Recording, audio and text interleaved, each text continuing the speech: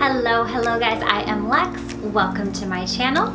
If this is your first time here, I really appreciate you watching. Make sure you check that subscribe box. When you subscribe, we automatically become best friends. If you have watched my channel before, you do know that I'm doing a series called Self-Care Saturdays, where we focus on all kinds of topics relating to self-care, whether that is goal setting or affirmations or self-confidence. Today, we are going to be focusing on how to handle anxiety. So I'm going to share 5 easy ways to naturally and healthily handle anxiety. So I myself, anxiety, that is something that I have struggled with over the last couple years. And I'm a very healthy person and very aware of what substances I put into my body. So I absolutely refuse to take medication. So these 5 ways are ways that have genuinely and powerfully helped me manage my anxiety.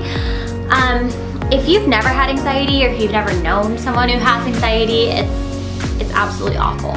It is such a horrible experience. The best way that I could describe it is like,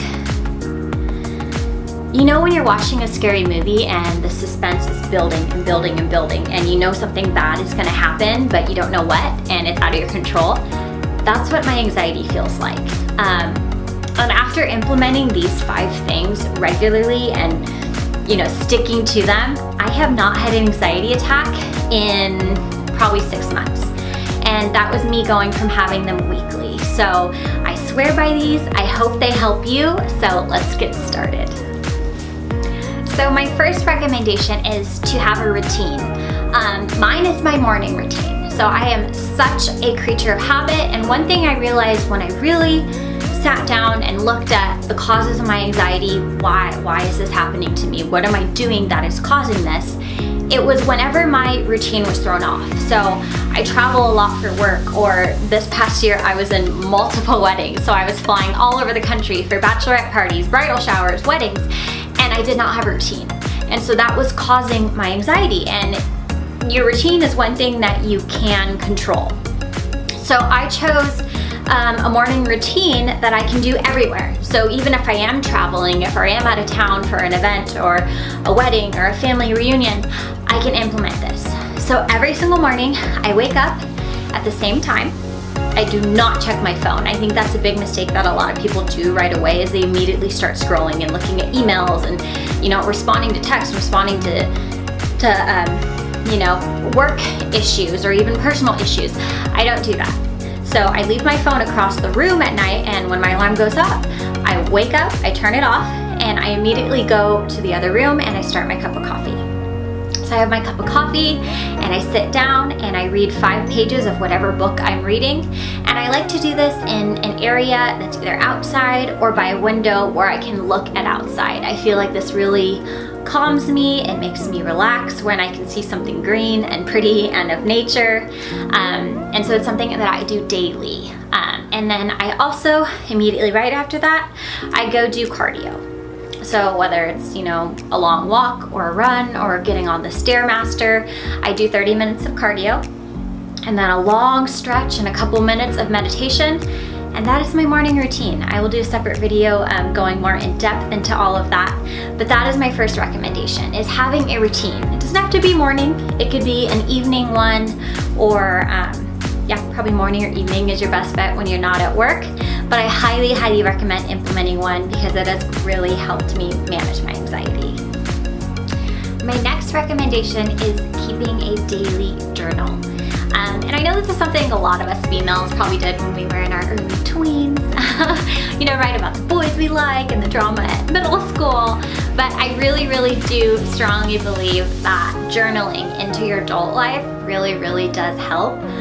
What I specifically journal about is when I have anxiety that day, I try and dive deep into it, scuba dive. What caused it? What was the event that initiated that anxiety? And a lot of times, it's something so simple, and writing it down physically really helps you contemplate and realize, why is that causing me anxiety? That's something very silly. That is something that I can let go of. And so that has really, really helped me a lot. I also write, things about work or my goals. I do write those down daily in my journal.